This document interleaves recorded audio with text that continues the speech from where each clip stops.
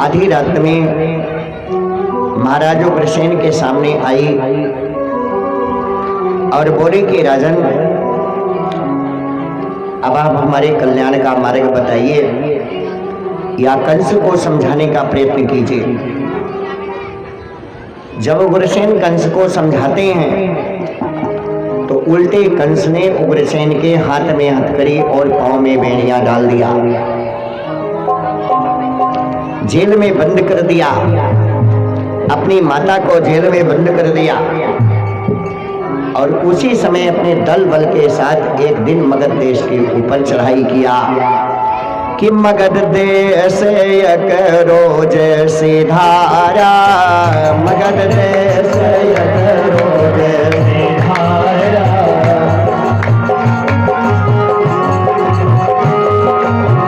मगध देश एक रोज सिधारा, मगध जरासंध को जाए हरावा,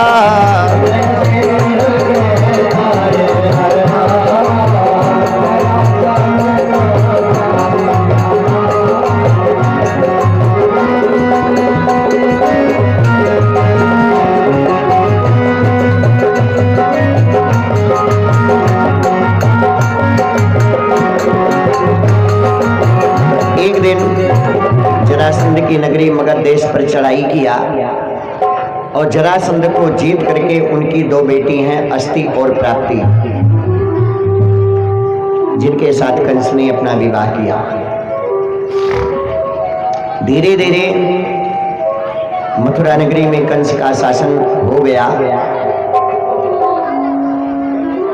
अब बात आती है महाराज देवक की सबसे छोटी पुत्री देवकी के विवाह का। देवकी का विवाह सूरसेन के पुत्र सत्यवादी वसुदेव के साथ बड़े धूमधाम के साथ किया गया। 400 हाथी, 1500 घोड़े, 1800 रथ और 200 दासी, इतना कंस ने दहेज में दान दिया था।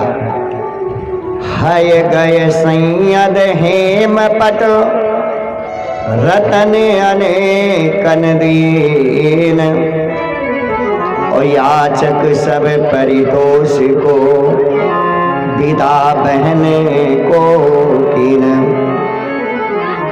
जब देवकी की विदाई हुई बरबधू, तो उस रथ की डोर कंस के हाथ में थी। देवकी को रथ में बिठा करके स्वयं रथ चला करके विदा कर रहा था और अपने गांव के बाहर जब कंस पहुंचा तो उसे आकाशवाणी सुनाई पड़ी, अस्याता अष्टमो गर्भो हंता याम्बा से बुधा। हे कंस, जिस बहन को तू आज इतने प्रेम के साथ पहुंचाने के लिए जा रहा है, उसी देवकी के 8वें बच्चे के द्वारा तू मारा जाएगा। आकाशवाणी सुनते ही कंस क्रोधित हो गया और अपने म्यान से तलवार निकाल करके पहले तो सोचा कि वसुदेव जी को मार दूं, लेकिन ये भी शंका है कि कहीं देवकी का दूसरा विवाह न हो जाए, तो केस पकड़ करके देवकी को नीचे उतारा और सोचने लगा कि मैं देवकी को ही मार दूं, न रहेगी बांस न बजेगी बांसुरी। ठीक, तो अबला के केस हाथ में थे और ऊपर से कठिन दुधारी थी, अथवा भाई के हाथों से मर रही बहन बेचारी थी।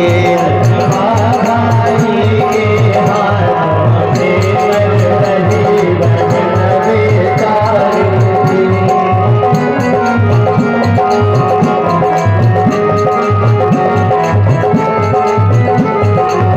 थी। अथवा भाई के हाथों से मर रही बहन ब्रह्मचारी थे।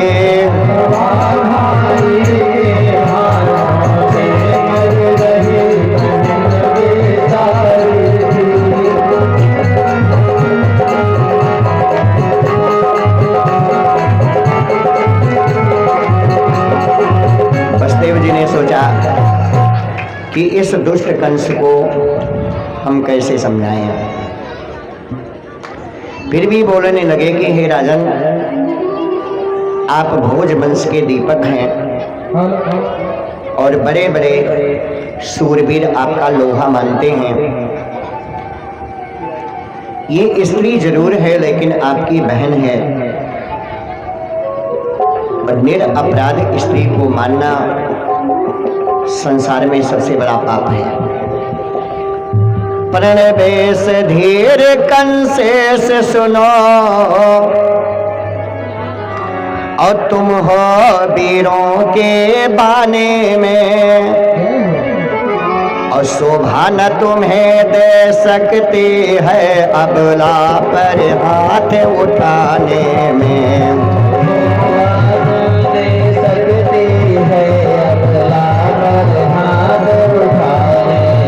शोभा न तुम्हें मिल सकते हैं अबला पर हाथ उठाने में।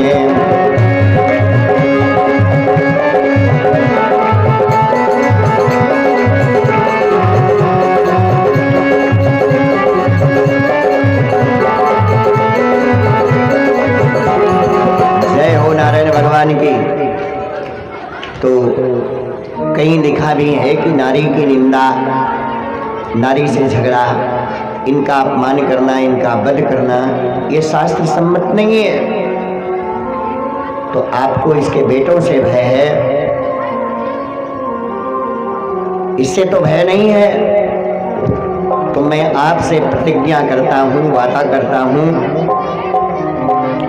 कि जो भी पुत्र देवकी के पैदा होंगे उन बेटों को मैं आपको देता रहूंगा। कंस ने सत्यवादी वसुदेव जी की बात पर विश्वास कर लिया और छोड़ा नहीं। देवकी और वसुदेव को दरबार में लाए और इनके हाथ में हथकड़ी और पांव में बेड़ियां डाल करके पुनः कारागार में स्थापित कर दिया कि मेरी आंखों के सामने आप रहिए। धीरे धीरे समय व्यतीत हुआ। एक बच्चा देवकी के पैदा हुआ जिसका नाम है कीर्तमान। वसुदेव जी अपने वादा के अनुसार बेटे को लिए और कंस के दरबार में पहुंच गए। बोले महाराज, देवकी का बेटा। तो सच्चाई में वो जादू है जो कृता प्रभाव पत्थर पर है। उस त्याग मूर्ति का त्याग देख रह गया कंस भी थर्रा कर। बच्चे को क्यों लेकर के आए? छोटा से बालक है। बोले महाराज, बच्चा है। कंस बड़ी खुशी में बोल पड़ा, इस बच्चे से मेरी कोई दुश्मनी नहीं है, ले जाइए और इस बच्चे को देवकी को दे दीजिए। जब 8वां बच्चा पैदा होगा तब मेरे पास लेके आइएगा। वसुदेव जी बालक को लेकर चले गए। बंदी गृहसूत और मागध सब दरवाजे पर खड़े हो गए। जेल का फाटक खोल दिया गया। एक दिन का आनंद मनाया जाने लगा कि देवकी के बेटा पैदा हुआ है। बाबा नारद जी श्रीमन नारायण का संकीर्तन करते हुए पहुंच गए कि भज मन नारायण नारायण नारायण, भज मन नारायण श्रीमन नारायण नारायण नारायण, श्रीमन नारायण नारायण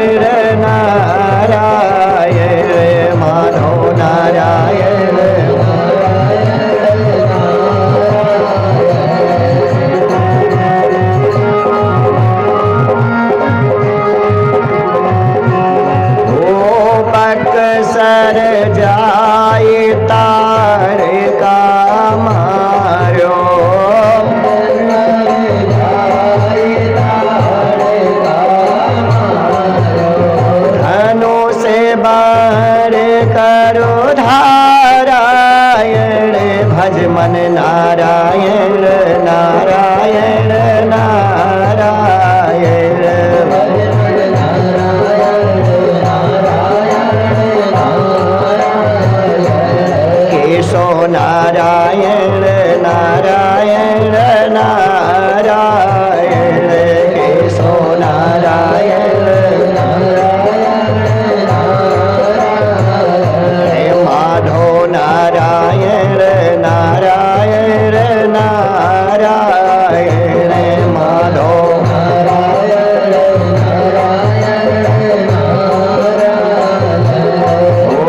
सरजू के तीरे तीरे तूरा गन जामे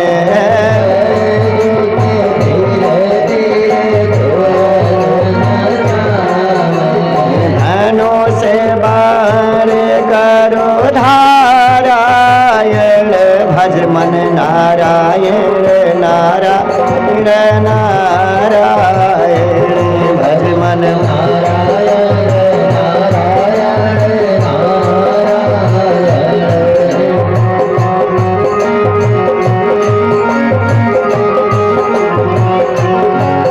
नारद जी जब दरबार में पहुंचे तो कंस ने पूछा, बाबा कैसे आना हुआ?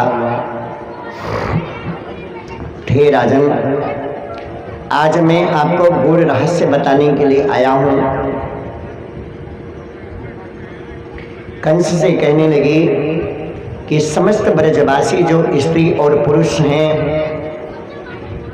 इनको आप देवता का अंश मानिए। ये सभी देवता लोग हैं। सभी जनवंशी पृथ्वी पर दैत्यों के अत्याचार बढ़ने के कारण उसे दूर करने की तैयारी में लगे हुए हैं। हे कंस, अब मैंने गूढ़ का रहस्य आपको बता दिया, आगे आपकी इच्छा। आपने देवकी के बेटे को छोड़ क्यों दिया? तो कहें बाबा वो तो पहला बच्चा था। तो एक कमल का पुष्प नारद जी लिए हाथ में, जिसमें 8 पंखुड़ी होती है। कहीं यहाँ से गिनिए, कहीं 8 ये हो रहा है। यहाँ से गिनिए तो 8 ये हो रहा है। यहाँ से गिनिए तो 8 ये हो रहा है। यहाँ से गिनिए तो 8 ये हो रहा है। यहाँ से गिनिए तो 8 ये हो रहा। कहीं बाबा ये 8-7 का चक्कर क्या है? तो कहीं रामायण में सीता जी ने भी बताया है दुर्गा जी को कि राम सिया राम जय जय राम राम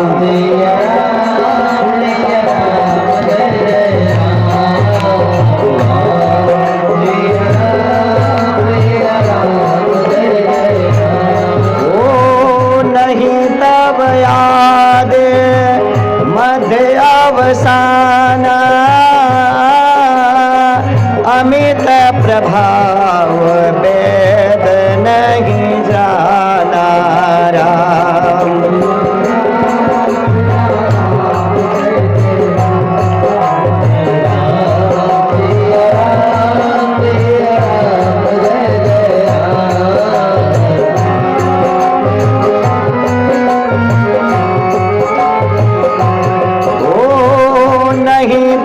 याद मध्य अवसाना अमित प्रभाव वेद नहीं जाना राम।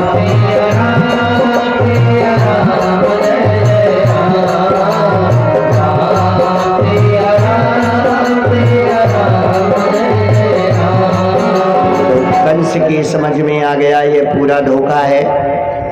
न भगवान का आदि है, न अंत है, न मध्य है। तो कहीं ऐसा ना हो कि 8वां बच्चा पहले ही पैदा हो जाए। हाथ में नंगी तलवार लेकर के जेल के फाटक पर पहुंचा, भीतर घुस गया।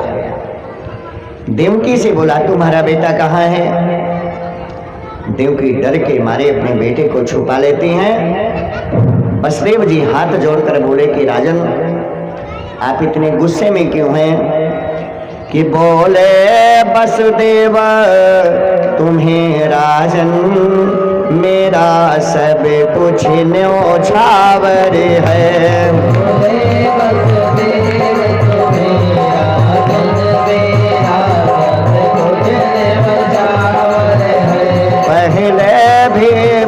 बच्चा हाजिर था, अब भी ये बच्चा हाजिर है।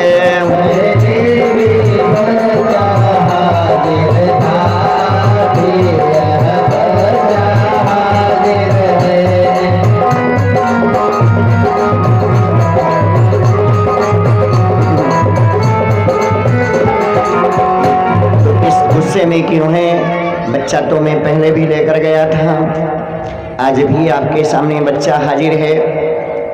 और जब कंस ने उस बच्चे को अपने हाथ में लिया तो क्या देवकी ये नहीं जानती थी कि मेरे बच्चे को ये मार देगा? पकड़ करके पैर को और तड़ाक से पृथ्वी पर दे मारा, बच्चे का सर फूट गया। आह करके देवकी रह गई। एक अबोध बालक की निर्मम हत्या कंस ने किया। देवकी रोने लगती हैं, बिलखने लगती हैं और धीर धर के गोविंद भगवान को पुकारने लगती हैं, कन्हैया दौड़ो कि गोविंद चले आओ, गोपाल चले आओ,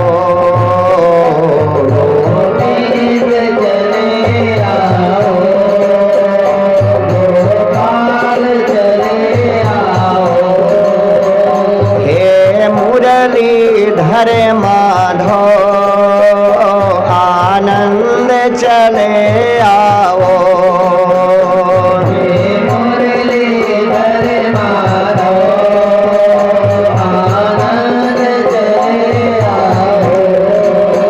अब कंस तो ये सोच रहा है कि मैंने मार दिया, और नारद जी सोचे कि जब ये छोटे छोटे बच्चों का वध करेगा तो भगवान के मन में पीड़ा होगी और परमात्मा जल्दी आ जाएंगे। इस खुशी में हम कंस का अत्याचार इतना बढ़ गया कि धीरे धीरे कंस ने हतेषु बालेषु देवक्या उग्रसेनिना, कंस ने देवकी के 6 बच्चों की निर्मम हत्या किया। जब 7वें का नंबर आया तो विष्णु भगवान ने शेषनाग से कहा कि भैया अब आप चलो, आपका नंबर है। तो कहें भैया मैं नहीं चलूंगा। अभी देखिए कि त्रेता में मेघनाथ ने मुझे बाण मारा तो आप रात्रि भर बैठ करके रोते रहे। सीता को आपने दोबारा वनवास दिया, ये धर्म मर्यादा की बात नहीं थी। तो फिर भैया आप चलें और अब की बार आप बड़े बन जाइए, मैं छोटा बन जाऊंगा। तो जो आप कहेंगे उसका पालन मैं करूंगा। तो देवकी के 7वें गर्भ में शेषा अवतारी श्री लक्ष्मण जी प्रवेश किए। तो गोविंद भगवान ने योग माया सरस्वती जी, शारदा जी की उपासना किया और बोले माँ अब आप हमारी मदद कीजिए। भगवान ने योग माया को उपहार स्वरूप में कहा कि जब मैं देवकी के गर्भ से आऊंगा तब आपको जसोदा के गर्भ से उत्पन्न होना है, और जब मैं मथुरा से गोकुल आऊंगा तो आपको गोकुल से मथुरा आना है। इसके बदले में कलयुग में 2 ही देवता की पूजा है, कलो चंडी विनायको। महाराष्ट्र में गणेश पूजा और कलकत्ता में दुर्गा पूजा। ये दोनों धर्म की संस्कृति का प्रचार होते होते अब घर घर में दुर्गा पूजा और गणेश पूजा होने लगी। कि नाम ध्येयानि कुर्वन्ति आस्थानानि च नरा भुवि, दुर्गेति भद्रकालीति विजया वैष्णवीति च, कुमदा चंडिका कृष्ण माधवी कन्यकेति च, माया नारायणी शानी शारदेत अंबिकेति च। एक गर्भ से दूसरे गर्भ में खींचने की क्रिया को समकर्षण कहते हैं। इसलिए बलराम का एक नाम समकर्षण है। महाबली होने के नाते इनका नाम बलराम पड़ेगा। जो संसार को आनंदित करने के कारण इनका नाम राम भी है। हे राजन, योग माया ने वैसे ही किया कि देवकी के सातवें गर्भ को खींचकर और रोहिणी के पेट में स्थापित कर दिया। अब आठवें गर्भ की बारी है। परमपिता परमेश्वर भगवान श्री कृष्ण के प्रकाट की चर्चा। जब देवकी के गर्भ में श्री नारायण आए तो सर्वकाल गुणोपेता काला परम शोभना। ध्यान दीजिए कि अभी किसी विद्यालय का निरीक्षण करने एसडीआई साहब या कलेक्टर साहब आए तो कम से कम 5 किलो चूना लेके सड़क पोत दी जाती, इंडिकेशन मार्क होता है। तो आज तो हमारे देश के परमपिता राष्ट्रपति का आगमन है तो दुनिया कितनी बढ़िया सजेगी। काल का मतलब है समय। समय शोभायमान हो गया। हवन कुंड की अग्नि अपने आप जल गई। मंदिर के घंटा घड़ी ध्वनि आवाज होने लगी। पूजा पाठ वैदिक मंत्र का उच्चारण होने लगा। ब्राह्मण लोग वेद पाठ करना प्रारंभ कर दिए और मंदम मंदम जुगुर जुगुर धीरे धीरे मेघ भी बारिश करना शुरू कर दिए। और उसी के मध्य में पहली स्तुति ब्रह्मा जी ने किया भगवान की कि सत्य व्रतम सत्य परम त्रिसत्यम सत्य योनिम निहितम च सत्य सत्य सत्या मृत सत्यनेत्रम सत्यात्मकम त्वाम शरणम प्रपन्नः। हे परमात्मन, हे भगवान, आप तो सत्य संकल्प हैं।